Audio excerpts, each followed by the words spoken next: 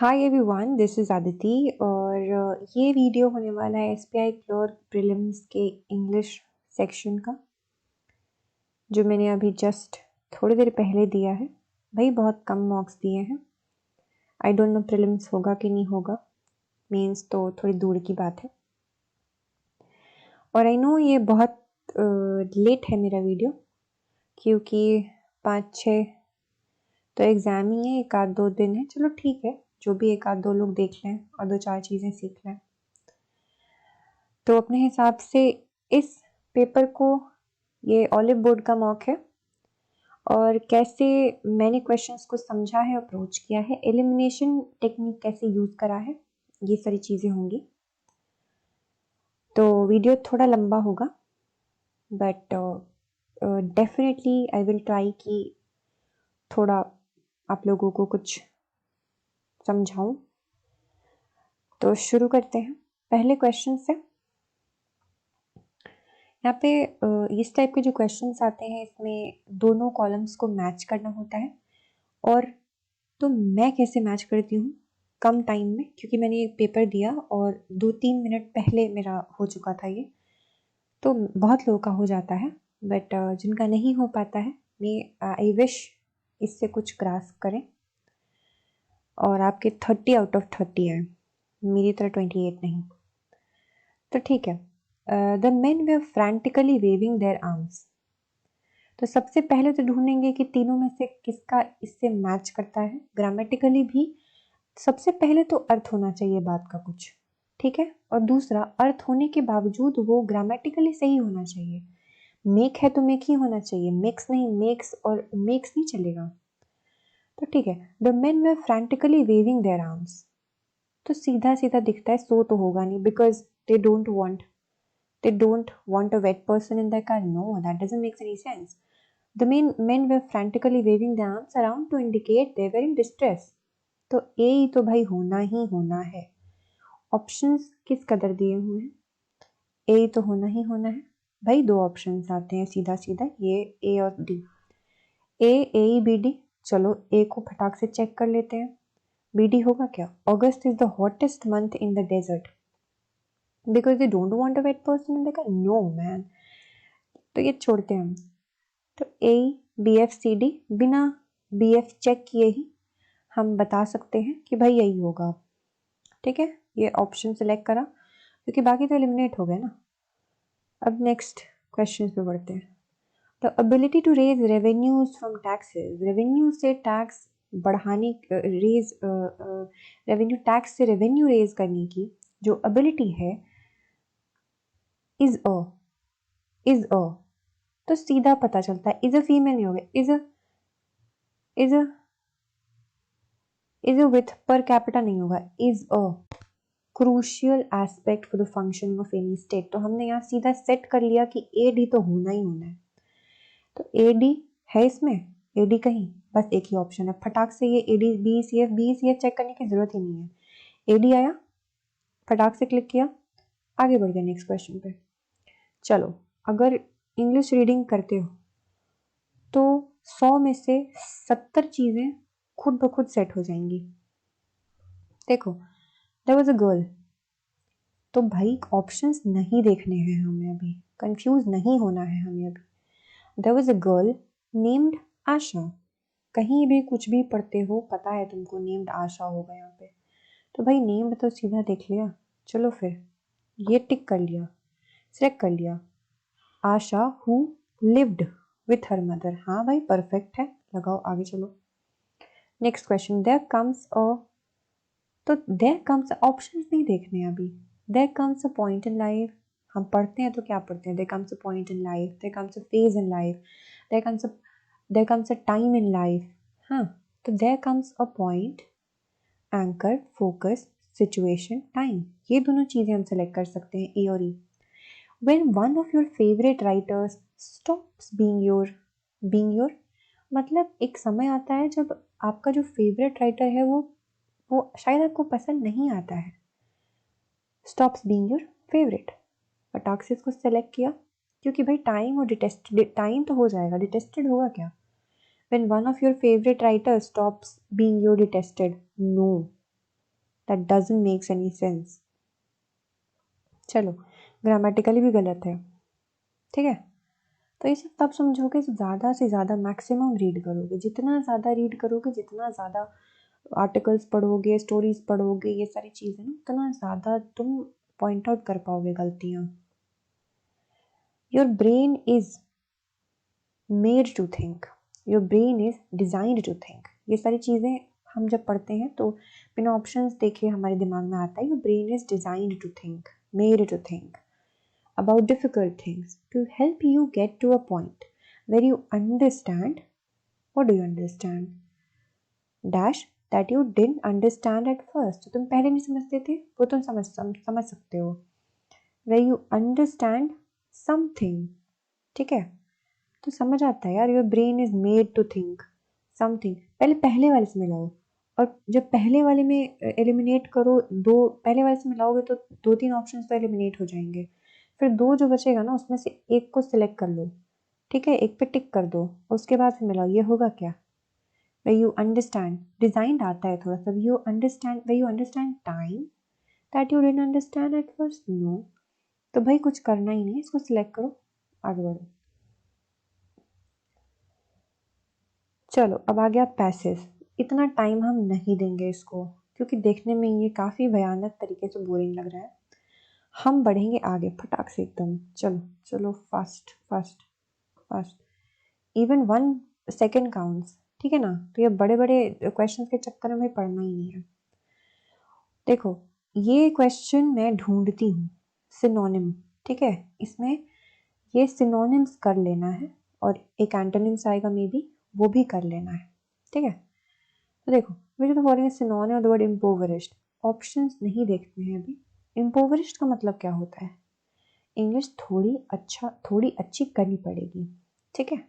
impoverished का मतलब होता है something which is very poor quality, something which is destitute, something which is not up to the mark, okay, it is impoverished। तो impoverished में opulent का मतलब पता है मुझे, that is rich। boisterous का मतलब होता है something, I am just guessing may be, but इसका मतलब मुझे ऐसे पता है, इसका संदर्भ पता है मुझे कि बॉइस्टरस मतलब something which is you know very, मतलब कुछ कुछ एग्जैजरेटेड चीज़, ठीक है, बॉइस्टरस। तो splendid is wonderful, abundance is something which is sufficient. तो भाई ये सारी चीज़ें तो नहीं होंगी सिनोनिम्स में। इम्पोवरिश्ड कुछ गरीब सा कुछ। तो चलो इसका मतलब चारों अगर पता है कि कुछ पॉजिटिव सेंस है, तो भाई यही बचता है ना। तो पेन्यूरियस का मतलब अगर नहीं भी पता है तो यहाँ पता कर लो कि इम्पोवरिश्ड एंड पेन्यूरियस है सिनोनिम्स। अब देखो जैसे ये वर्ड आ गया, तो ज़रूरी नहीं है कि एसबीआई क्लर्क में ही आएगा, कहीं भी इसको लिख लो यहाँ पे कि भाई ये अच्छा वर्ड है, पता होना चाहिए, ठीक है। कभी ना कभी at any point in time किसी ना किसी एग्जाम में आएगा ये। Let's move forward. अब देखो यहाँ पे एंटोनिम, इनसफिशिएंसी, ठीक है। तो इनसफिशिएंसी तो भाई बहुत सिंपल वर्ड है, इनसफिशिएंसी जो कि उस लायक नहीं है, मतलब insufficient, it isn't in abundance, ठीक है। तो एंटोनिम, अब देखो यहाँ पे ऑप्शंस मत देखना, जब एंटोनिम आता है ना तो इनसफिशिएंसी का मतलब पहले दिमाग में सोचो, उसके बाद सोचो कि इनसफिशिएंसी मतलब कुछ नेगेटिव सा वर्ड। अब इसका एंटोनिम मतलब पहले तो कोई पॉजिटिव सा वर्ड होना चाहिए, ठीक है, पॉजिटिव वर्ड होना चाहिए। इस पे भी हम बहुत सारी चीज़ें एलिमिनेट कर देते हैं ऑप्शंस को। तो इनसफिशिएंसी नेगेटिव वर्ड, इसमें आया कि चलो नहीं है मेरे पास कुछ, तो एंटोनिम कुछ होना चाहिए, ठीक है। तो डर्थ मतलब डर्थ तो इज कि there is a dearth, this dearth कमी है। इन एडिक्वेसी, एडिक्वेसी मतलब कि you know it's very adequate, अच्छा है, सही है, ठीक है, एप्ट है। तो एडिक्वेट एक पॉजिटिव वर्ड मिल गया हमें भाई, तो हमने कर दिया सिलेक्ट यहाँ पे। अब पॉसिटी, पॉसिटी का मतलब जाने, इसमें भी कमी होता है। इरेटिक मतलब समथिंग ना hysterical behaviour, something very irrelevant and, ठीक है, तो नेगेटिव सा वर्ड है ये भी। आर्केक का मतलब भी होता है, आर्केक मतलब पता होना चाहिए, आर्केक मतलब कि आर्केक समथिंग विच इज बहुत पौराणिक, पुराना, कुछ एंटिक सा। तो पॉजिटिव वर्ड तो भाई यही है। तो कर देते हैं सिलेक्ट और आगे बढ़ जाते हैं। अब देखो ये मैच द फॉलोइंग्स आ गया, तो देख लो, एक तो बात है कॉन्टेक्चुअली तो भाई सबसे पहले मैच करना चाहिए, उसके बाद ग्रामेटिकली भी मैच करना चाहिए, ठीक है। तो humans might be occasionally irrational, but en masse that make their behavior predictable and open to manipulation. That make their behavior humans might be occasionally irrational, but that makes, पहली बात तो ये कि makes होगा यहाँ पे, irrational behavior makes, ठीक है। तो ये तो भाई ऐसे एलिमिनेट हो जाता है। But orthodox economics says that they respond to prices in a consistent and proportional way. मतलब ह्यूमंस ओकेजनली तो बड़ा इराशनल से बिहेव करते हैं, लॉजिकल बिहेव नहीं करते हैं, लेकिन ऑर्थोडॉक्स इकोनॉमिक्स जो है, बिल्कुल जो कट्टर इकोनॉमिक्स है, वो कहता है कि दे रिस्पॉन्ड टू प्राइसेस। वो जो प्राइस मतलब जो उठता है और घटता है, बढ़ता है, उसमें उनका बिहेवियर बहुत कंसिस्टेंट होता है और प्रोपोर्शनल वे से, मतलब उनका बिहेवियर होता है, लॉजिक होता है उसमें, बहुत सोचा समझा हुआ बिहेवियर होता है, कंसिस्टेंट होता है। तो भाई ये तो बहुत ही अच्छा मीनिंग आ रहा है इसका, तो ए ही हो गया। अब देखो ए कितने में है भाई, ए ओनली ए, दो में। चलो तीनों ऑप्शन से एलिमिनेट हो गए, ए और सी बचा हमारे पास। तो अब हम सबसे पहले ए तो आ गया भाई, इसको मार्क कर देंगे, ठीक है। उसके बाद ए बी एफ को एक बार ही देख लेते हैं, B F. But economist see their impact either as modest or predictable and can also influence human economic behaviour है। ये तो कुछ भी अर्थ नहीं निकल रहा है इसका। अब रीडिंग नहीं करोगे तो तुम्हारा इसका भी मतलब निकल जाएगा, ठीक है। तो इसलिए रीडिंग ज़रूरी है। ए ये मार्क करा, आगे बढ़ गए। नेक्स्ट क्वेश्चन देखो, हम क्वेश्चन 85 पे आ गए हैं। कोशिश करूँगी कि वीडियो छोटी बने और ज़्यादा उसमें एक्सप्लेनेशन हो, बट ठीक है। गिवन द प्रेवलेंस, भाई देखो ये जो आते हैं ना, ये तुमको कुछ नहीं करना होता है, टाइम बचाओ, पूरा मत पढ़ो। अभी अभी सबसे पहले ढूंढो कि इसमें गलत वर्ड मीनिंग है क्या, गलत स्पेलिंग है क्या। तो देखो भाई, सबसे पहले 5 सेकंड में क्वेश्चन बनेगा अगर तुम जान जाओ कि प्रेवलेंस की स्पेलिंग गलत लिखी है यहाँ पे, तो भाई पूरा क्वेश्चन सेंटेंस क्यों पढ़ना है। प्रेवलेंस डालो, ए डालो, ठीक है। प्रेवलेंस का मतलब पता ही होगा, प्रेवलेंट, ठीक है। प्रेवलेंट से है प्रेवलेंस, ठीक है। तो हमने ए कर दिया जल्दी से। इन द अर्ली 1930s, अब देखो ये नो एरर वाला है, ठीक है। तो इसमें ये गलत हो गया मेरा, तो इसको पढ़ेंगे। इन द अर्ली 1930s, 1930, शुरुआती 1930 में, द इशू, यहाँ तक कोई गलती नहीं है, ऑफ सेपरेट इलेक्टोरेट्स, ठीक है, for lower castes had become a source of major debate. A source of major debate, ये भी सही लग रहा है, डी तो नहीं होगा, बी सी में ही कहीं प्रॉब्लम है। तो ऑफ, तो मैंने क्या सोचा ना, इलेक्टोरेट नहीं होगा यहाँ पे, इलेक्टोरेट होगा, तो वो सोचकर मैंने बी लगा दिया, बट गलत निकला वो तो of separate electorates for lower castes had become, ठीक है।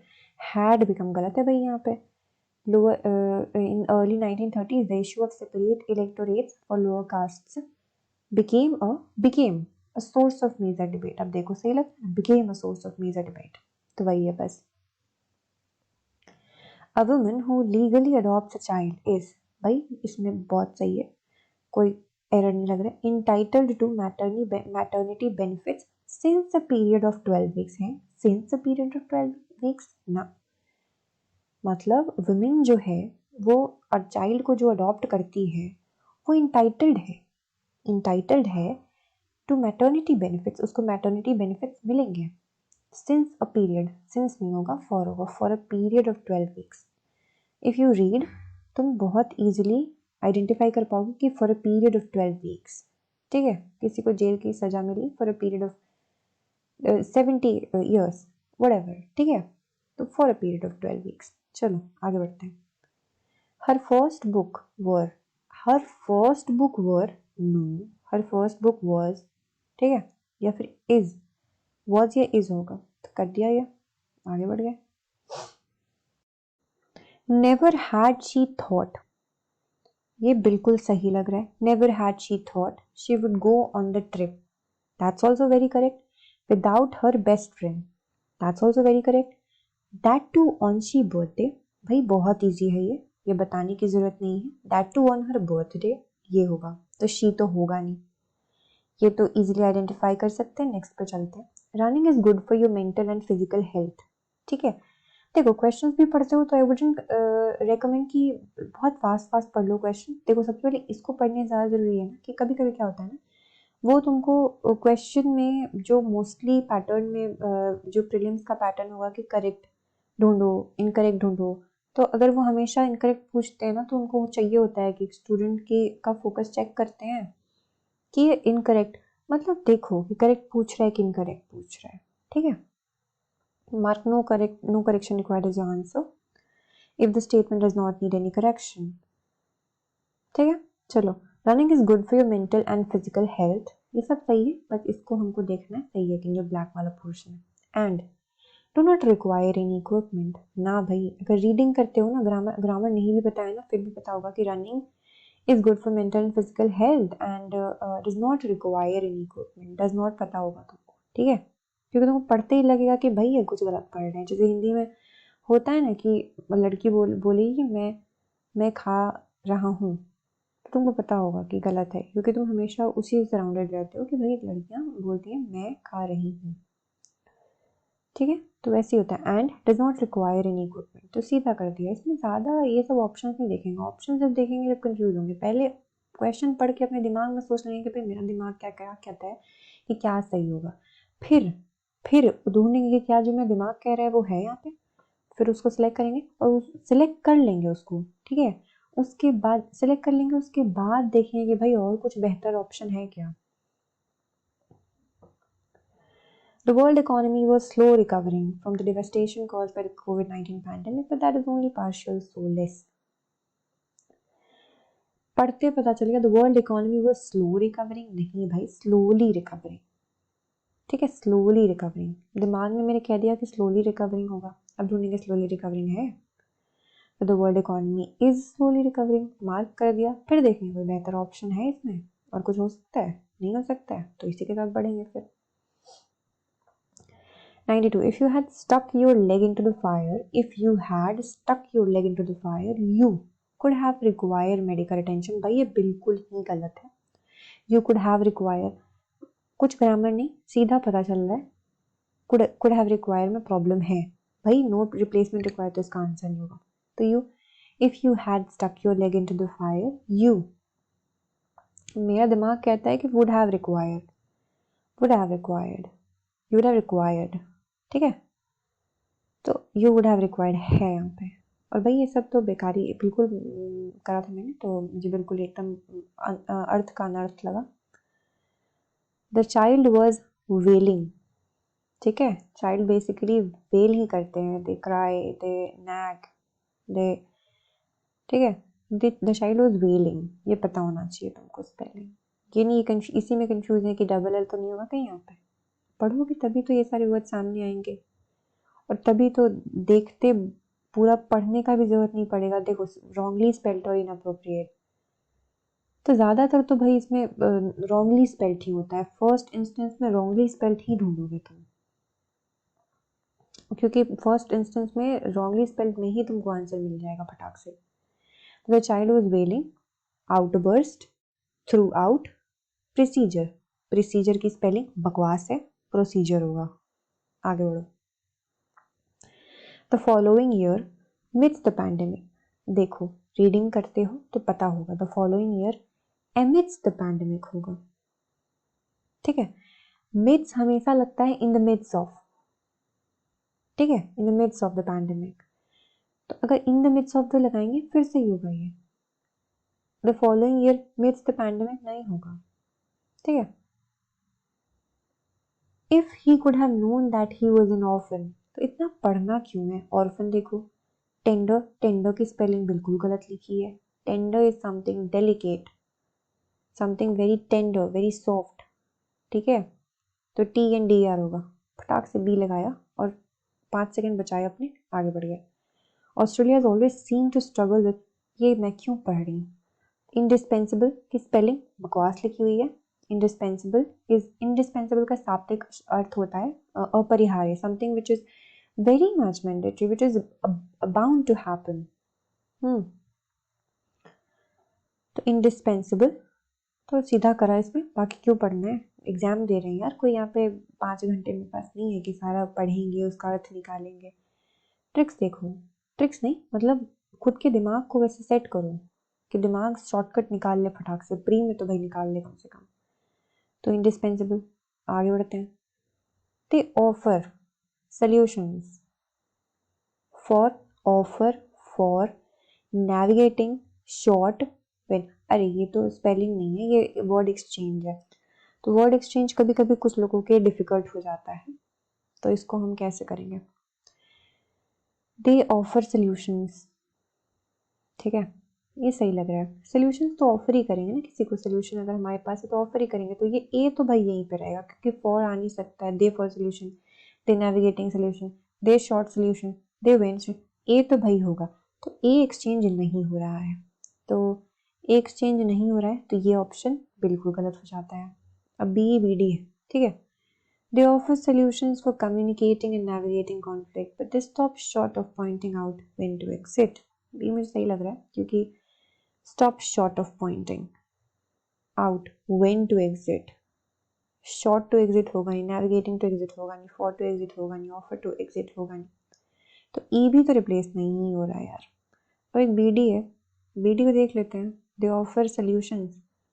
Short communicating, बकवास, ये भी नहीं होगा। CD, communicating and navigating conflict, communicating and short conflict, but they stop navigating of pointing। कितना बेकार इसमें मीनिंग आ रहा है, क्यों करना है, नो चेंज रिक्वायर करेंगे। आगे बढ़ेंगे, देखो, earth is often in the firing line of comets of asteroids and fragments. तो earth is often in the firing line of comets of asteroids, comets of asteroids, ये तो गलत लग रहा है, कॉमेट्स ऑफ एस्टेरॉइड्स नहीं होगा, कॉमेट्स एंड एस्टेरॉइड्स हो सकता है, एस्टेरॉइड्स एंड कॉमेट्स, तो ये गलत लग रहा है थोड़ा सा। तो देखते हैं कि ए के साथ किसी को एक्सचेंज करा है इसने, ए के साथ, तो भाई छोटा वाला चेक करते हैं, बी ए जल्दी से करके देखते हैं। अर्थ is often in the firing line of fragments of asteroids, ना फ्रैगमेंट्स मतलब छोटे टुकड़े, फ्रैगमेंट्स ऑफ एस्टेरॉइड्स हो सकता है, fragments of asteroids and comets. तो बी ए तो एक्सचेंज होगा, बी ए एक्सचेंज कहीं हुआ है, यहाँ भी हुआ है, तो बी ए को पहले यहाँ मार्क कर देंगे। अब देखेंगे सी डी भी एक्सचेंज होगा क्या, तो most of which burn up tens of kilometers above our heads but occasionally, most of which but up, no, ठीक है, तो छुट्टी हो गई इससे, बी ए आ गया, बस बी ए कर दिया, आगे बढ़ गया। All things that you need to do the following day, following day तो सही लग रहा है, मतलब फॉलोइंग डे उस दिन आपको जो करना है, तो फॉलोइंग डे बी तो एक्सचेंज नहीं हो रहा है, बी एक्सचेंज नहीं हो रहा है, तो ये और ये ए बी और डी तो गलत हो जाता है।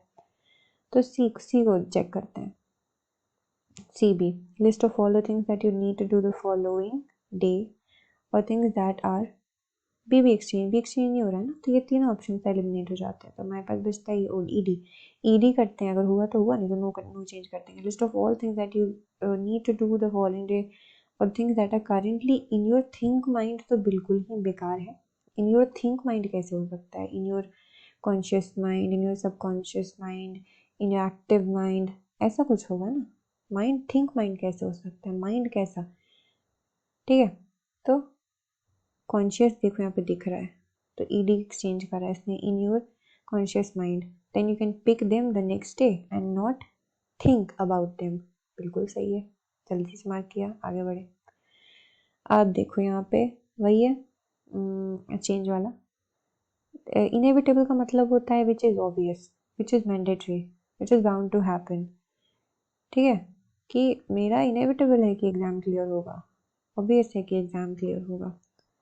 तो क्रिटिसिज्म इज़ इनएविटेबल, क्रिटिसिज्म तो भाई होना ही होना है, तो ए तो परफेक्ट अपनी जगह है, ए कहीं एक्सचेंज नहीं हो रहा है, बी और डी को काटो, सी चेक करो, क्रिटिसिज्म इज इनएविटेबल, CB को एक्सचेंज करा है इसमें, specially if we invite diverse perspectives. We invite diverse perspectives, ठीक लग रहा है ये। If we invite perspectives, we invite तो होगा नहीं, तो CB नहीं करेंगे, D भी करते हैं, स्पेशली इफ एंड बोल्डली।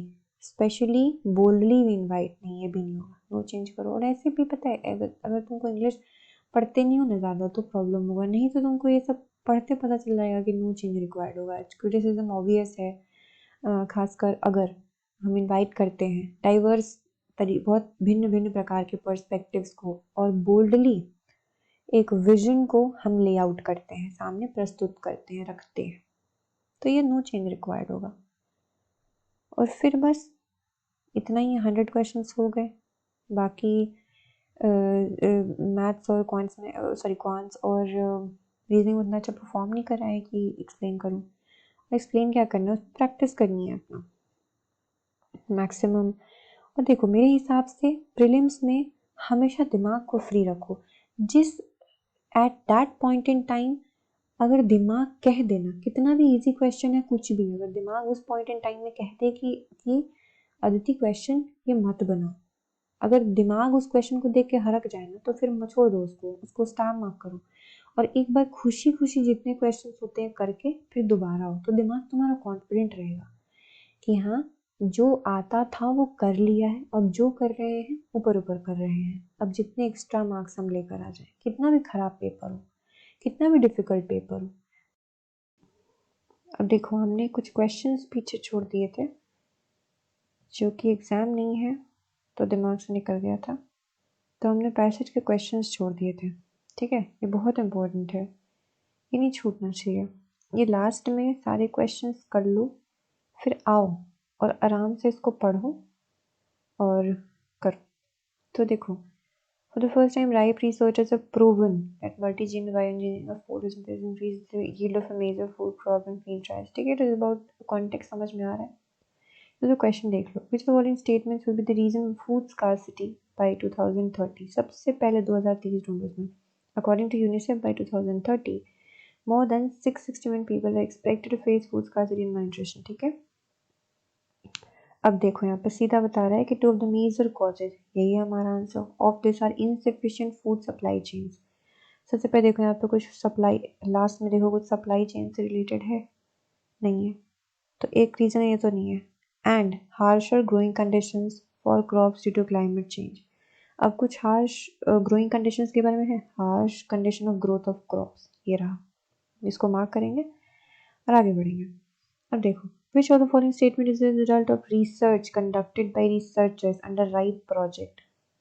ठीक है, तो रिसर्चर्स जो उन्होंने राइप प्रोजेक्ट करा था उसमें रिसर्च का रिजल्ट है, इनमें से कौन? ठीक है, तो after more than decade of collaborative team increase the efficiency of photosynthesis.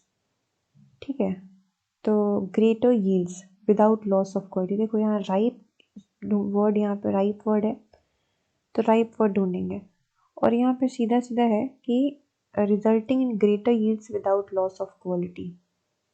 ठीक है, तो देखो, increase in crop yield due to bioengineering of photosynthesis, तो proven that multi gene bioengineering of photosynthesis increases the yield. तो देखो, increase in crop yield, तो 1 तो सब में होगा ही होगा, 1 तो 100% है, तो 1 किस में नहीं है? अब देखो इसमें ये दोनों में 1 नहीं है, तो ये दोनों एलिमिनेट हो जाता है, तो हमको ये तीनों चेक करना है। अब देखो, क्रॉप यील्ड रिमेन स्टैग्नेंट, नहीं यार, क्रॉप यील्ड तुम कहीं भी इसमें देख लो पूरा, तुमको क्रॉप यील्ड कहीं भी स्टैग्नेंट नहीं दिखाएगा तुमको। ठीक है, तो अब 3 नहीं होगा हमारा आंसर, तो हमने ये और ये ऑलरेडी एलिमिनेट कर दिया है, अब 3 नहीं होगा तो ये भी एलिमिनेट हो जाएगा, या तो ओनली 1 2 होगा या फिर 1 होगा। Transgenetical alteration of double bean plants led to decrease in the efficiency of photosynthesis.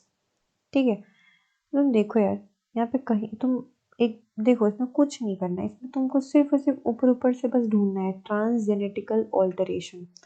तुम स्कीमिंग करो, ठीक है, ट्रांस यही वाला वर्ड, बड़ा सा जो वर्ड है, या फिर bean plants, double bean plants ऐसा इसको ले लो हाईलाइट में, और एकदम डबल एक बार में छूटना नहीं चाहिए। अगर डबल बीन प्लांट्स का जिक्र कहीं है तो वो सीधा तुम्हारे पास, तुम्हारे दिमाग को पता होना चाहिए।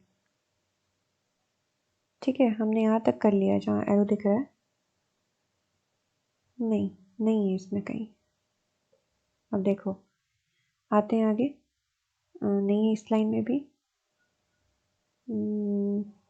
कहीं पे भी डबल बीन प्लांट्स का जिक्र अभी तक तो नहीं दिखा है। Needs to be change trajectory, our research need it most, photosynthesis. कहीं पे भी इसका जिक्र नहीं है भाई। 2 तो होगा ही नहीं। 1 करेंगे और आगे बढ़ेंगे। अब देखो, which of the following is the key goal of ripe project. तो की गोल ऑफ राइप प्रोजेक्ट क्या है? तो to help UNICEF find an alternative for food crops. अब देखो यहाँ पे की देखेंगे, की गोल कहीं पे इम्पोर्टेंट गोल किसी की बात करी जा रही है। तो आई डोंट थिंक यहाँ मुझे कुछ ऐसा दिख रहा है। की गोल, की गोल की हमारा कीवर्ड है की गोल।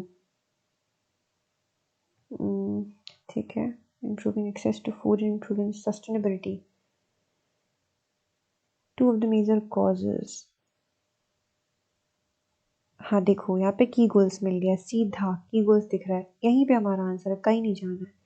improving access to food and improving the sustainability of food crops। access to food और sustainability of food crops, ये दो जल्दी से ढूंढो। ये नहीं है, ऐसा कुछ नहीं है। ये अच्छी बात है कि यूनिसेफ को, लेकिन ये नहीं है, ये हमारा आंसर नहीं है। कभी लेखक जो भी है वो ये नहीं कह रहा है। तो ये ऐसा कुछ नहीं, ऐसा कुछ नहीं, ऐसा कुछ नहीं। देखो, improve the sustainability of food crops. अब की गोल्स को हमने अपना कीवर्ड रखा था, इसी को ढूंढ रहे थे हम पूरे लाइन में। की गोल्स जहां दिख जाए बस उसी के इर्द गिर्द हम ढूंढेंगे। तो improving access to food, sustainability of food crops, आगे बढ़ेंगे। देखो, which of the following statements are true. कभी कभी पे होता है which of the following statements are false, तो ध्यान रखना। Right program tries to help the farmers of sub Saharan Africa. ये तो शुरुआत में ही मिल जाना चाहिए। देखो, हमने कीवर्ड ढूंढा सब सहारन अफ्रीका। हम कहीं ध्यान नहीं देंगे, सिर्फ यहाँ पे सब सहारन अफ्रीका या अफ्रीका जो भी है उसको ढूंढेंगे। यहाँ हम आ गए हैं 10% हंगरी, इक्लिप्सिंग। ठीक है, मेजर कॉजेज पे आ गए हम।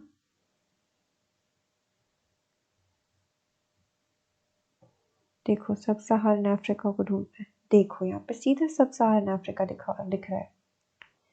ठीक है, तो global food production by improving photosynthetic efficiency in food crops for small holders farmers in सब सहारन अफ्रीका डेफिनेटली हेल्प करता है farmers of sub Saharan Africa. 1 तो होना ही होना है। अब 1 तो होना ही होना है। उसमें कौन कौन एलिमिनेट होता है ये पहले देखेंगे। ओनली 2 एलिमिनेट हो जाएगा, ओनली 3rd एलिमिनेट हो जाएगा।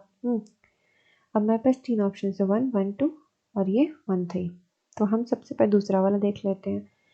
Programme works with support of foundation for food and agriculture. ये अच्छा ऑप्शन है एलिमिनेशन के लिए, क्योंकि फूड फॉर एग्रीकल्चर। अब हमारा कीवर्ड क्या होगा? Foundation, food and agricultural research.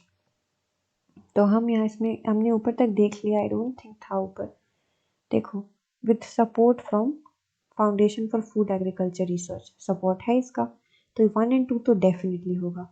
तो अब हम 1 को भी एलिमिनेट कर सकते हैं, सिर्फ 1 को, और 1, 3, 1, 2 तो होना ही होना है। तो 1, 2 तो सिर्फ एक ही ऑप्शन में, तो ये हो गया। अब आगे बढ़ेंगे फिर से। अब देखो यहाँ पे पैसेज के अनुसार is required to change the trajectory. Trajectory word जो बहुत ऑड सा है, इसको हम अपना कीवर्ड बनाएंगे। Required to change the trajectory number of people affected by growing food insufficiency. ठीक है, तो ग्रोइंग फूड इनसफिशिएंसी ट्राजेक्ट्री, हम अगर तुमको याद है तो हमने लास्ट में देखा था ट्राजेक्ट्री, लास्ट पैराग्राफ में trajectory. If I am not wrong तो इस साइड था। हाँ देखो, the number of people affected by food insufficiency. अब जो भी एनर्जी होगी अब सर हम इतने ही दूर में लगाएंगे। Number of people affected by food insufficiency continues to grow. ठीक है, and projections clearly show that there needs to be a change in the food supply level. ठीक है, चेंज होना चाहिए फूड सप्लाई लेवल पे। अब तो देखो improvement at the food supply level यहीं पे दिख रहा है हमको। तो फूड आगे ही मत देखो, सीधा ये लास्ट वर्ड देखो, फूड सप्लाई लेवल है कहीं पे, यहीं पे है ना, तो इसको टिक करेंगे, इम्प्रूवमेंट होना चाहिए। Sentences describes the advantages of ripe research with respect to food security. Food security कहाँ आया था? फूड सिक्योरिटी तो काफ़ी जगह पे आया है। राइप रिसर्च का फूड सिक्योरिटी को लेकर के क्या फ़ायदा हुआ है? तो फूड सिक्योरिटी हम फूड सिक्योरिटी को अपना कीवर्ड बनाएंगे और ढूंढते जाएंगे। फूड सिक्योरिटी देखो यहाँ फूड स्कार्सिटी है, आगे बढ़ेंगे और आगे बढ़ेंगे। ग्लोबल फूड प्रोडक्शन, ठीक है, need to be changed, food supply level, so shows an effective way to food security for the people who need it most while avoiding more land being put into production। ज़्यादा land नहीं डालना है production में, need it most. तो देखो ऐसा कुछ है हमारे पास क्या, contribute to more land being put into production, मतलब हमको कम लैंड डालना है प्रोडक्शन में। तो देखो यहाँ पे तो सीधा दिख रहा है कन्वेंशनल प्रैक्टिस, ऐसा कुछ तो है नहीं, ऐसा कुछ भी नहीं है, ये भी ऐसा कुछ है नहीं यार। Recycled agro waste is manure, lower cost की बात नहीं कर रहा है ये। लेखक तो कहता है कि avoids more land space to be put into production, तो ये हो जाएगा। आगे बढ़ेंगे, ये तो मैंने बता ही दिया था। तो ठीक है, with this it's wrap up, और अच्छे से एग्जाम्स दो और मैं भी दूँ। All the best, see you in the next video. And अभी लास्ट के डेज में एग्ज़ाम के लास्ट डे, तो आई थिंक जैसे करना है, जो भी तुम्हारी स्ट्रेटजी है करो, but keep your mind cool, not overburden, not very irritated, not very unhappy. बस समझो प्रीलिम्स है, कुछ भी हो सकता है, देना है अच्छे से माइंड फ्री करके, बस।